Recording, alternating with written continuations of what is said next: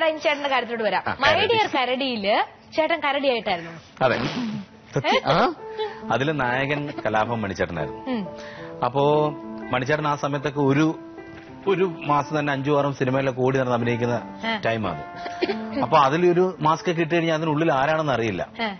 അപ്പൊ അവരിങ്ങനെ ഒരു പ്ലാനിങ് വന്നത്. അതിനകത്ത് മണ്ണിയുടെ ആവശ്യമില്ല, മണ്ണിയുടെ ഒരു ബോഡി ഷേപ്പ് ഒക്കെ ഉള്ള ഒരാൾ മതി എന്ന് പറഞ്ഞപ്പം നസീർക്ക, കോട്ടയം നസീർക്കയാണ് പറയുന്നത്, ഇങ്ങനെ കലാഭവനിൽ ഒരുത്തനുണ്ട്, അവൻ നസീർക്ക അറിയാണ്ട് കുഴി തോണ്ടി എന്ന് പറയാം.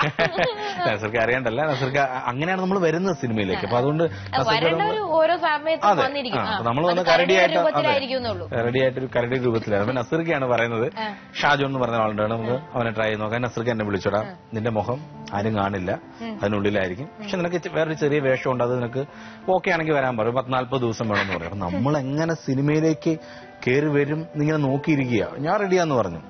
എന്റെ റിമി അത് ചെന്ന് അഭിനയിച്ച് തുടങ്ങി കഴിയുമ്പോൾ അതിന്റെ ഒരു ബുദ്ധിമുട്ട്, വേറെ കാറ്റൊന്നും കയറില്ല, കണ്ണ് കാണാണ്ടുള്ള ചെറിയ 2 ഹോൾസ്, മൂക്കിക്കൂടെ 2 ഹോൾസ്, വേറെ ഒന്നുമില്ല. ചെല്ലുമ്പോൾ തന്നെ പറഞ്ഞ നായികനെ ബുള്ളറ്റിന് പുറകെ ഇരുത്തി ബുള്ളറ്റ് ഓടിക്കണം കരടിയായിട്ട്. പിന്നെ ഇടി എന്ന് പറഞ്ഞാൽ നമ്മുടെ മറ്റേ സന്തോഷേട്ടൻ, ട്രിവാൻഡ്രം സന്തോഷേട്ടൻ, ബൈജു ഇവരായിട്ട് ഇടി, ഫൈറ്റ് എന്നൊക്കെ ഒന്നും പറയണ്ട. പക്ഷെ അതിന്റെ ഗുണം എന്ന് പറഞ്ഞാൽ അതിന്റെ സ്ക്രിപ്റ്റ് റൈറ്റേഴ്സ് ആയിരുന്നു ഉദയകൃഷ്ണ സിബിക്കെ തോമസ്, അവരായിരുന്നു അതിന്റെ സ്ക്രിപ്റ്റ്. പിന്നെ അതിന്റെ ഫസ്റ്റ് അസിസ്റ്റന്റ് ആയിരുന്നു നമ്മുടെ കാര്യസ്ഥനൊക്കെ ഡയറക്ട് ചെയ്ത് ഇപ്പം കമ്മത്തി തോംസൺ ചേട്ടൻ. അപ്പൊ ഇവരുടെയൊക്കെ ഒരു സപ്പോർട്ട് ഭയങ്കരമായിരുന്നു എനിക്ക്. രണ്ടാമത്തെ പടം വന്നത് ഏതാണ്? ഈ മൈ ഡിയർ കരടി ചേട്ടൻ കിട്ടിയ പടം. അതിനുശേഷം കമൽ സാറിന്റെ ഒക്കെ ഒരു സിനിമയിലോട്ടൊക്കെ വന്നു. അതിന്റെ ഗുണം എന്ന് പറഞ്ഞാൽ അന്ന് മുതലുള്ള അവരുടെ, അത് കഴിഞ്ഞുള്ള അവരുടെ സിനിമകളിലൊക്കെ ഉണ്ടായിരുന്നു. അതെ അതെ, അവരുടെ മിക്ക സിനിമകളിലും ഒരുമാതിരിപ്പെട്ട സിനിമകളിലെല്ലാം ഞാൻ ഉണ്ടായിരുന്നു പറയാം. ഇപ്പൊ കമ്മത്തിൽ വരെ ഞാനുണ്ട്. അപ്പൊ പുതിയ പടം അതിപ്പം ഷൂട്ട് നടന്നുകൊണ്ടിരിക്കുന്ന പടമാണ്. മമ്മൂക്കയും ദിലീപേട്ടനാണ് ഹീറോസ്. അങ്ങനെ വളരെ രസകരമായ കാര്യങ്ങൾ നമ്മൾ പറഞ്ഞുകൊണ്ടിരിക്കുമ്പോൾ മൈ ബോസിന്റെ നമ്മൾ പാടി പാട്ടില്ലേ, അതിൽ നിന്നും വന്ന വിശേഷം ദിലീപേട്ടനായിട്ട് മായാമോഹിനിക്ക് ശേഷം അല്ലെങ്കിൽ കാര്യസ്ഥൻ ഇതിനൊക്കെ പടങ്ങൾ ശേഷം ഇത്രയും ശക്തമായ റോള് ഒരുപക്ഷെ ആദ്യത്തെ സിനിമയിലല്ലേ ചേട്ടൻ? അതെ, പിന്നെ തീർച്ചയായിട്ടും. അപ്പൊ ദിലീപേട്ടൻ ആര് വിളിച്ച് പറഞ്ഞപ്പോ ചേട്ടൻ എന്താ മനസ്സിലെന്താ തോന്നിയത്? ലഡു പൊട്ടിയോ? ലഡു പൊട്ടിയോന്ന കാര്യം, ഇത് മറ്റൊരു താരത്തിന് വെച്ചിരുന്ന ഒരു വേഷമാണ്.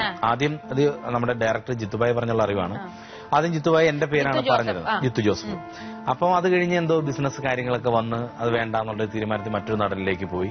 പക്ഷെ പിന്നീട് ദൈവാനുഗ്രഹിച്ച് അത് വീണ്ടും കറങ്ങിത്തിരി നമ്മളിലേക്ക് തന്നെ വരികയായിരുന്നു. പിന്നെ ഇത് ഞാൻ ഒരുപാട് സ്ഥലത്ത് പറഞ്ഞിട്ടുള്ള കാര്യമാണ്. ഈ സിനിമയിൽ എല്ലാവരും പറയുന്നുണ്ട് ഷാജോൺ എല്ലാവരും നല്ല ചിരിയുണ്ട് തിയേറ്ററിൽ, ഷാജോൺ നന്നായി ചെയ്തിട്ടുണ്ട്.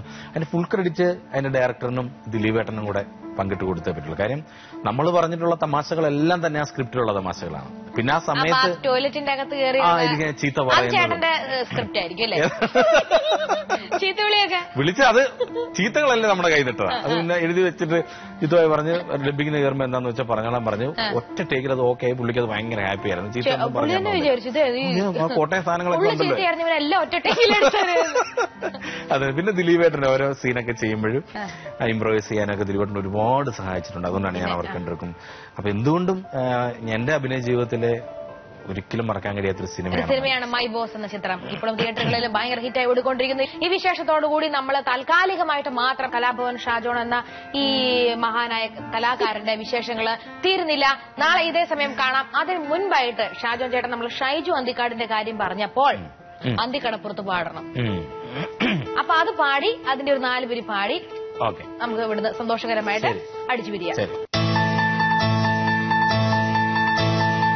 അന്തിക്കടപ്പൂരത്തോരോലക്കൂടെ എടുത്ത് 4 കുട്ടി മുറുക്കി നടക്കണതാരാണ്?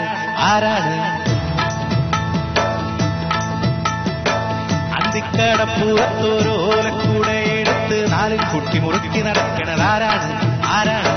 ഞാനല്ല, പരുന്നല്ല, തെരകളല്ല, ചെമ്മനം വാഴണ തുറയരയൻ, അങ്ങേ കടലിൽ പള്ളിയുറന്ന മൂപ്പര് പോണതാണേ.